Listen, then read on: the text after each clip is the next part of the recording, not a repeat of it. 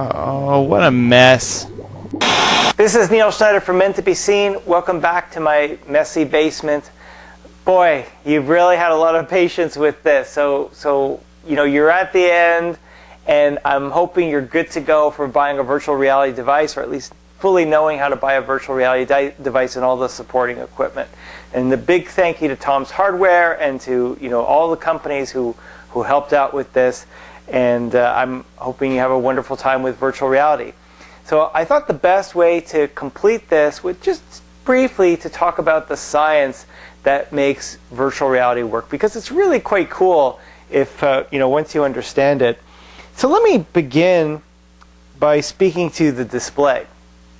And if you look inside, you're going to of course see the lenses, which they compensate for your eyes, that you see things properly. But what's behind this is, and which is really one of the biggest innovations of virtual reality, is the discovery that you can use an LCD panel or a display that's very similar to what you find in a smartphone. It used to be tens of thousands of dollars to be able to have a virtual reality device similar, if you're lucky similar. A lot of it was far worse and far more expensive. And what happened was the LCD panels, which we take for granted in smartphones, were like, whoa, that could be used in virtual reality. So that was opportunity number one, which really opened the door for making VR very possible on a wide scale. But the next innovation has to do with tracking. So if you recall, we spoke earlier in the guide that you have orientational tracking, which really focuses on your head movement, left, right, up, down, and tilting your head, or sometimes we call this rolling the head. Now, when it comes to mobile, okay, this is a Samsung Gear VR, okay, but really what's happened is smartphones, in particular Android smartphones, actually the iPhones are qualified as well, but nonetheless primarily Android phones, the higher end phones, they come with a gyroscope, an accelerometer, and a magnetometer. So these are three standard sensors built into smartphones that we take for granted, okay? But what was discovered was these sensors could be used for virtual reality tracking. Now, not everything is born equal. So in the case of Samsung Gear VR, even though the Samsung phones had sensors, they supplemented those sensors with better quality sensors in the Gear VR. But what's happened is, or I should say what's happening is, a new wave of smartphones is coming out, which already includes the higher quality sensors, the magnetometer, the accelerometer, the gyroscope, and so on. And like a good example of this are the Pixel phones, coming up from Google. So we're already seeing advances that we don't have to supplement the smartphone to make it, appropriate, at least for orientational tracking for virtual reality. Now, for PlayStation VR, their roots have to actually do with the Move controller. So, I'll show you a picture of it, but basically the Move controllers are a wand with a colored globe on the top of it.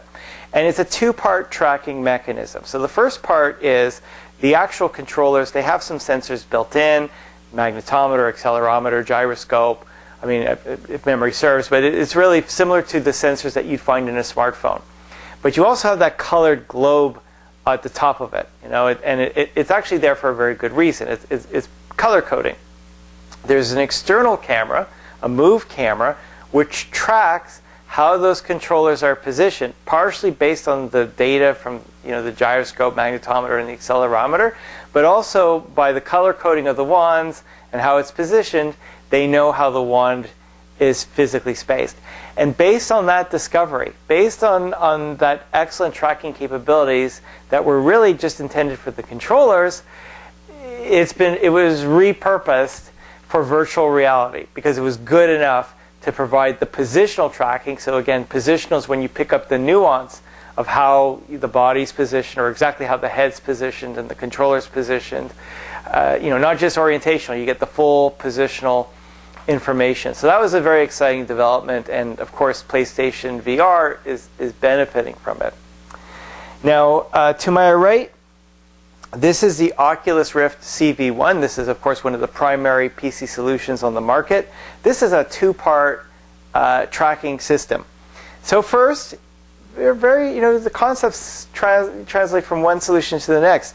The actual head-mounted display, it does include, it's got an accelerometer, magnetometer, and the gyroscope, so it has some sensors built into the device itself.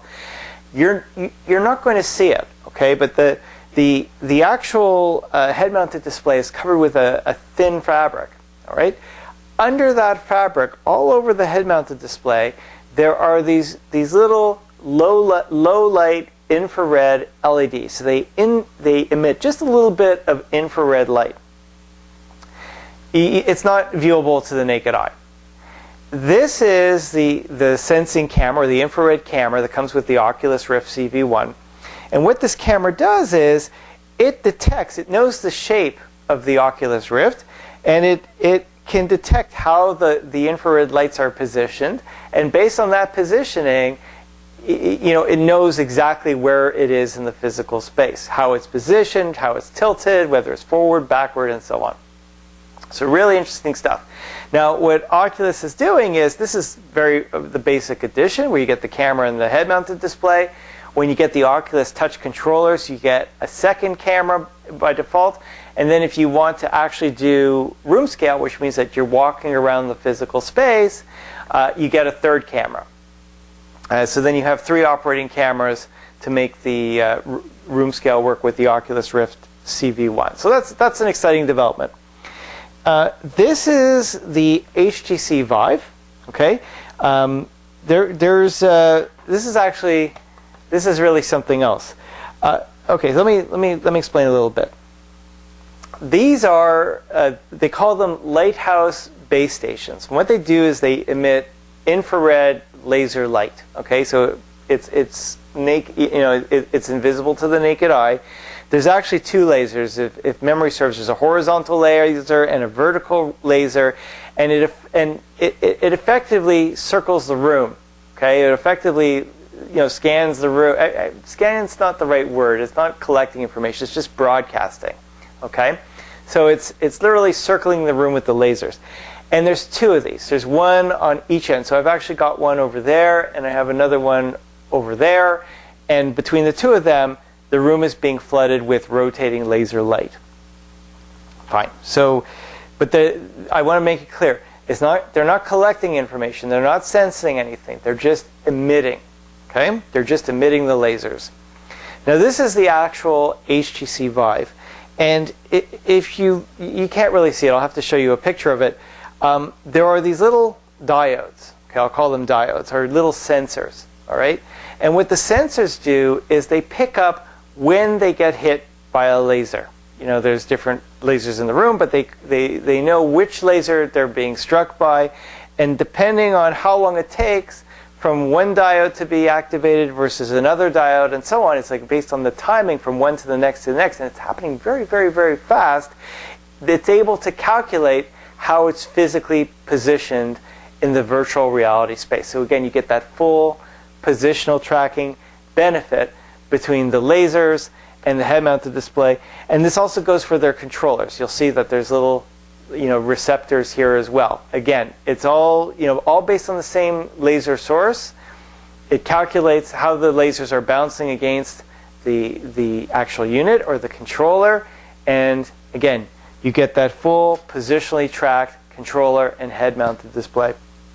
So anyway, this is still early days. I mean, we've got a lot to show. There's a lot to see in the stores. I hope you get to try it out for yourself, and of course you'll join the virtual reality community. We're looking forward to welcoming you. It's really a lot of fun, a lot of potential behind this tech. And if you have any questions, by all means post in our forums or send an email. We'll try to help out as best we can. So thank you again for watching. This is Neil Schneider from Neil's Messy Basement, and we'll talk again soon.